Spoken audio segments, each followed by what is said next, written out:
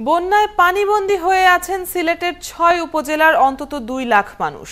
নতুন করে প্লাবিত হচ্ছে কোম্পানীগঞ্জ উপজেলার নিচু এলাকা। এরই মধ্যে দুর্গত এলাকায় দেখা দিয়েছে খাবার ও খাবার পানির সংকট। এদিকে বন্যার কারণে বন্ধ করে দেয়া হয়েছে প্রায় ২০০ শিক্ষা প্রতিষ্ঠান। এদিকে আগামী ৩ দিনে আরও বৃষ্টি ও পাহাড় ধসের আশঙ্কা করছে আবহাওয়া বিভাগ। বিস্তারিত জানাচ্ছেন ইকবাল মাহমুদ, ছবি তুলেছেন সাকিব মাহমুদ মিঠু।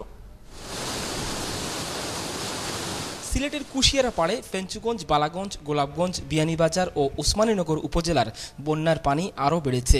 গোয়াইনঘাট উপজেলায় অপরিবর্তিত থাকলেও নতুন করে প্লাবিত হয়েছে কোম্পানীগঞ্জ উপজেলার নিচু এলাকা। বাড়িঘর, ফসলি জমি, দোকানপাট, এমনকি সড়ক মহাসড়ক জুড়ে থই থই করছে বন্যার পানি। এরই মধ্যে দেখা দিয়েছে খাবার ও বিশুদ্ধ পানীয় জলের সংকট। আমরা বাড়িঘর, দোকানপাট সব তো একবারে শেষ। স্কুলে না আইলাম করি আমরা দিতা না, স্কুলে আল্লাহরে খালি দিতা। যদিও জেলা প্রশাসক বলছেন এরই মধ্যে পর্যাপ্ত চাল ও নগদ টাকা বিতরণ করা হয়েছে, মজুদ আছে আরও ত্রাণ। সবাই মিলে এটি যত্ন সহকারে চেষ্টা করলে ইনশাআল্লাহ আমরা এটি অবশ্যই মোকাবেলা করা আমাদের পক্ষে সম্ভব। এদিকে পানিতে তলিয়ে যাওয়ায় ১৭৪টি প্রাথমিক ও মাধ্যমিক বিদ্যালয় বন্ধ করে দেয়া হয়েছে, আর বাকিগুলো বিচ্ছিন্ন থাকায় লেখাপড়া বন্ধ।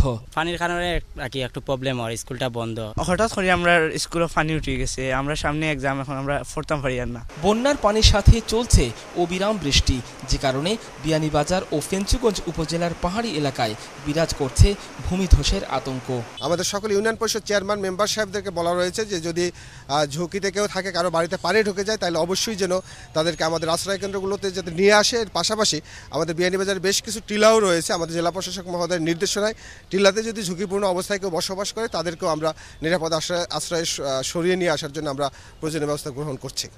সুরমা, কুশিয়ারা সহ অধিকাংশ নদীর পানি বাড়ার কারণে সিলেটের ৬ উপজেলার যেসব মানুষ বন্যায় আক্রান্ত হয়েছেন তাদের সবাইকে আপদকালীন ত্রাণ সহায়তা দেওয়ার জন্য পর্যাপ্ত ত্রাণ মজুদ রয়েছে বলে দাবি করেছেন মাঠ প্রশাসনের কর্মকর্তারা। তবে তাদের বক্তব্য হচ্ছে বন্যার পানি নেমে যাওয়ার পর আক্রান্ত মানুষদেরকে পুনর্বাসনের জন্য একটি বড় সরকারি বরাদ্দের প্রয়োজন হতে পারে, যার প্রশাসনিক প্রস্তুতি শুরু করতে হবে এখনই।